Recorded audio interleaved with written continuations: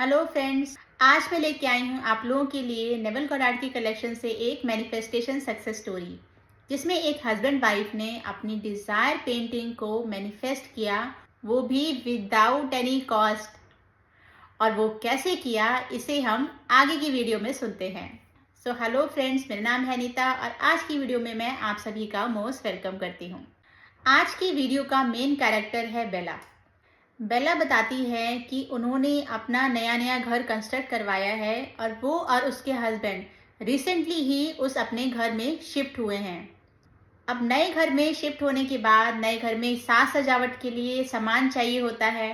तो ऐसे ही बेला और उसके हस्बैंड ने भी एक लंबी सी लिस्ट तैयार की थी सामान की, जो उनको चाहिए थी अपने घर को सजाने के लिए। इस पूरी लिस्ट में से एक चीज थी जो वो और उसके हस्बैंड बहुत ज्यादा चाहते थे कि वो चीज उनके घर में आए, और वो थी उनकी लिविंग रूम की वॉल पर वो एक बड़ी सी पिक्चर लगाना चाहते थे, जिसमें कि समुद्र की वेव्स हों और उन वेव्स के बीच में एक बड़ी सी सफेद रंग की शिप होनी चाहिए।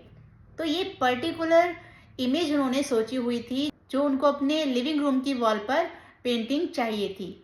लेकिन क्योंकि अभी उन्होंने घर कंस्ट्रक्ट करवाया था, तो उनके पास अब ज़्यादा पैसे नहीं थे, जिसकी वजह से वो अभी पेंटिंग को अफोर्ड नहीं कर सकते थे। लेकिन उन्होंने लिविंग रूम की वॉल पर उस पेंटिंग के लिए स्पेस को खाली छोड़ा हुआ था, मतलब वहां पर कुछ और नहीं लगाया था।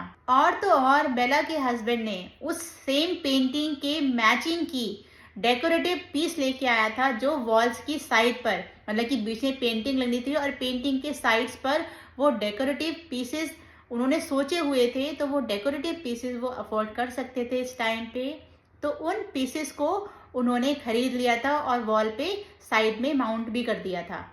मतलब बीच में पेंटिंग की जगह खाली छोड़कर उसको साइड में वो डेकोरेटिव पीसेस लगा दिए थे, जो कि एक शिप के शेप के ही थे। अब पैसे ना होने की वजह से उस पेंटिंग के लिए उनको अभी वेट करना पड़ रहा था। लेकिन बेला और उसके हस्बैंड ने उस वेटिंग टाइम में नेवल गॉडार्ड की टीचिंग को अप्लाई करने का डिसाइड किया, और वो दोनों हर रोज अपने उस लिविंग रूम की वॉल पर उस सेम पेंटिंग को इमेजिन करने लगे।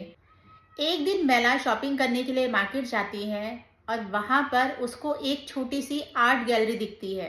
वो रोड से जाते हुए आर्ट गैलरी के दरवाजे से अंदर की तरफ देखती है और वहां पर एक पेंटिंग पर उसकी निगाह टिक जाती है, जिसकी वजह से वो रोड पर ध्यान नहीं दे पाती और एक बंदे से उसकी टक्कर हो जाती है। बेला उस बंदे से सॉरी बोलती है और उसको बताती है कि मैं उस पेंटिंग की तरफ ध्यान दे रही थी, इसलिए मैं रोड पर ध्यान नहीं दे पाई, और उसके लिए वो उससे माफी मांगती है। वो बंदा बेला जिस पेंटिंग की तरफ इशारा करती है वो उस पेंटिंग को देखता है और वो बेला को बोलता है कि मैं इस आर्ट गैलरी का ओनर हूँ, इस पेंटिंग को आप गैलरी के अंदर चलकर देख लीजिए।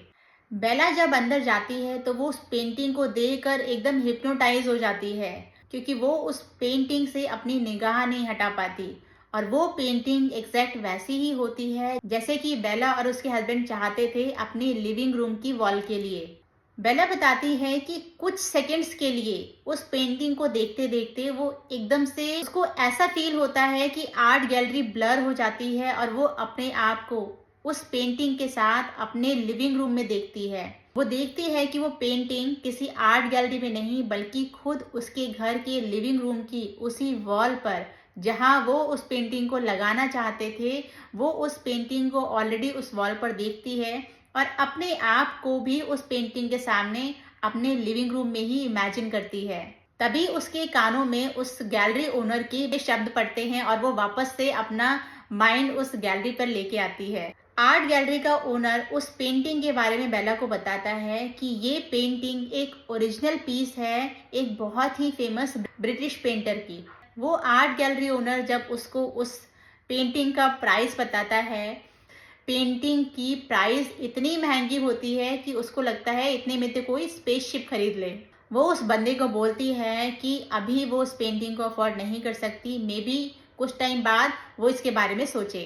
तो आर्ट गैलरी ओनर उसको बताता है कि एक और अमेरिकन पेंटर है जो ओरिजिनल पेंटिंग्स की कॉपीज प्रिंट करता है, और वो बेला से कहता है कि अगर आप लकी हो तो शायद आपको यही सेम पेंटिंग की प्रिंट कॉपी उस अमेरिकन पेंटर द्वारा बनाई हुई शायद मिल जाए। और वो ये भी कहता है कि मैंने उसका काम देखा हुआ है, वो इतना फाइन प्रिंट करता है कि ओरिजिनल पेंटिंग और उसकी प्रिंटिंग में कोई अंतर नहीं रहता। और इसलिए काफ़ी लोग जो ओरिजिनल पेंटिंग अफोर्ड नहीं कर पाते हैं, वो उसकी प्रिंट को खरीदना ही प्रेफर करते हैं।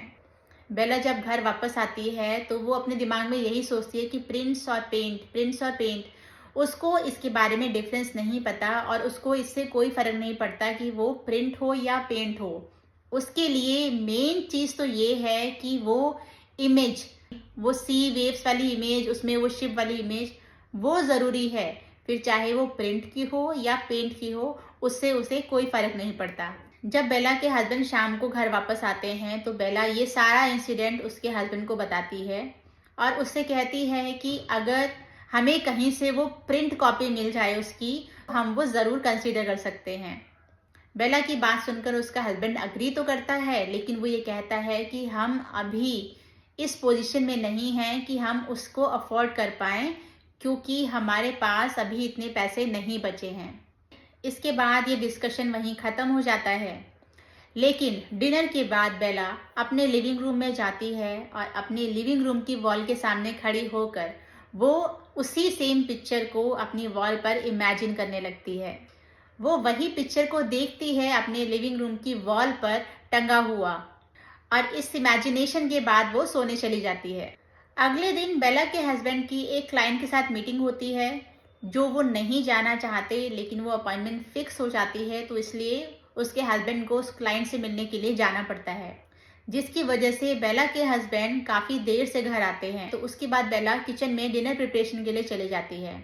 थोड़ी देर बाद बेला को हथौड़ी से ठोकने की आवाज़ सुनाई देती है, जिसे सुनकर वो लिविंग रूम की तरफ जाती है और वहां जाकर वो क्या देखती है कि उसके हस्बैंड एक बड़ी सी पिक्चर को लिविंग रूम की वॉल पर टांग रहे हैं। और वो कोई और पिक्चर नहीं है, बल्कि वही सेम पिक्चर है जो वो दोनों हस्बैंड वाइफ इमेजिन किया करते थे। उस पिक्चर को देखकर बेला को उस आर्ट गैलरी ओनर की बात याद आ गई कि अगर तुम लकी हो तो तुमको वो प्रिंट कॉपी जरूर मिलेगी। और देखिए, बेला तो लकी है, और ये पिक्चर उसके हस्बैंड को कैसे मिली ये उसके हस्बैंड आगे बताते हैं। वो बताते हैं कि जब उस क्लाइंट से मीटिंग के लिए वो गए तो वो क्लाइंट एक बहुत ही छोटे से टूटे फूटे से घर में वहाँ पे रहता था। वहाँ पहुँचने के बाद क्लाइंट ने बेला के हस्बैंड को वेलकम किया, उसको अपना इंट्रोडक्शन दिया और उसके बाद वो उसको डिनर टेबल पर ले गए।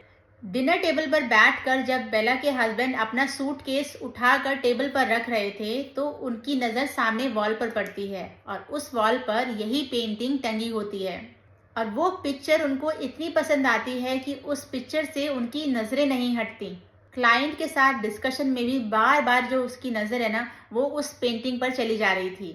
फाइनली क्लाइंट के साथ डिस्कशन के बाद क्लाइंट कॉन्ट्रैक्ट पर साइन करता है और उसको एक चेक देता है। चेक का अमाउंट चेक करने के बाद बेला का हस्बैंड उस क्लाइंट को बोलता है कि इसमें $10 का अमाउंट कम है, जिसको सुनने के बाद क्लाइंट बोलता है कि मेरे पास जो भी था, जितना पैसा था, वो सारा अमाउंट इस चेक पे मैंने लिख दिया है और अब मेरे पास कुछ नहीं बचा। वो बेला के हस्बैंड से बोलता है कि मैंने ये नोटिस किया है कि आपका ध्यान बार बार इस वॉल पर टंगी हुई पिक्चर पर जा रहा है, इसका मतलब कि आपको ये पसंद आ रही है। वो बताता है कि जब मैंने ये घर खरीदा था तो ये पिक्चर यहाँ पर टंगी हुई थी, जो शायद पहले जो ओनर यहाँ पर रहते हों उनकी है, लेकिन मुझे ये नहीं चाहिए और अगर ये तुम्हें पसंद है तो मैं इसे तुम्हें दे सकता हूँ और इसके बदले में तुम इस चेक में जो $10 कम पड़ रहे हैं वो तुम अपनी तरफ से डाल देना। जिसके लिए बेला का हस्बैंड एग्री कर लेता है और जब वो क्लाइंट का चेक लेकर अपने मेन ऑफिस पहुंचता है तो वहां पर उसको पता चलता है कि उस क्लाइंट के अकाउंट में थोड़ी सी एरर हो गई थी, जिसकी वजह से वो अमाउंट ज्यादा दिखा रहा था और क्लाइंट ने जो चेक दिया था वो एकदम सही अमाउंट का चेक दिया था, जिसकी वजह से बेला के हस्बैंड को अब अपनी जेब से वो $10 भी नहीं देने पड़े और उनको वो पिक्चर एकदम फ्री ऑफ कॉस्ट में मिल गई। तो देखा आपने, उनकी विजुअलाइजेशन, उनकी इमेजिनेशन और सबसे बड़ा उनका फेथ, इसने इतना बड़ा रोल प्ले किया है उनकी इस डिज़ायर को पूरा होने के लिए। नेवल गॉडार्ड भी कहते हैं कि हमें हमेशा अपनी इमेजिनेशन में अपनी डिज़ायर फुलफिलमेंट को देखना है। और वो ये भी कहते हैं कि आप अपनी इमेजिनेशन में अगर अपनी डिज़ायर फुलफिलमेंट के आगे की लाइफ को देखते हो कि आपकी डिज़ायर पूरी होने के बाद आपकी लाइफ में क्या चेंजेस होंगे, आप कैसा बिहेव करोगे, वो चीज़ अगर आप देखते हो तो आपकी डिज़ायर को आप और जल्दी अपनी लाइफ में मैनिफेस्ट करते हो। और इस कहानी के केस में बेला और उसके हस्बैंड ने तो एक स्टेप और भी आगे लिया। वो कैसे कि जब उन्होंने उस पिक्चर के मैचिंग के डेकोरेटिव पीसेस भी अपने उस लिविंग रूम की वॉल में साइड पे लगा दिए कि वो उस पिक्चर के साथ, मतलब उनकी इमेजिन की हुई पिक्चर के साथ वो पीसेस अच्छे मैच होंगे। मतलब कि अभी तक पिक्चर उनकी लिविंग वॉल पर नहीं आई थी, लेकिन उस पिक्चर के साथ मैचिंग के पीसेस आ गए थे और वो वॉल पर उन्होंने लगा भी दिए थे। तो आप सोच रहे हो कि उनका बिलीफ सिस्टम कितना हाई हो गया था कि उनको तो वो पिक्चर मिलेगी ही मिलेगी। तभी तो वो उस पिक्चर की उसकी मैचिंग की लाइट्स, वो शिप वाले शेप की जो वो लेके आए थे, वो उन्होंने लगा दी थी। तो ये बिलीफ सिस्टम ही था उनका, जिसने उनकी डिजायर को उनकी लाइफ में मैनिफेस्ट किया। यही बिलीफ सिस्टम आप भी अगर अपनी डिजायर के लिए बनाएंगे तो आप भी अपनी डिजायर को अपनी लाइफ में जल्दी से मैनिफेस्ट कर पाएंगे। आई होप आज की वीडियो आपको अच्छी लगी होगी। Thank you so much for your time. Bye bye and take care.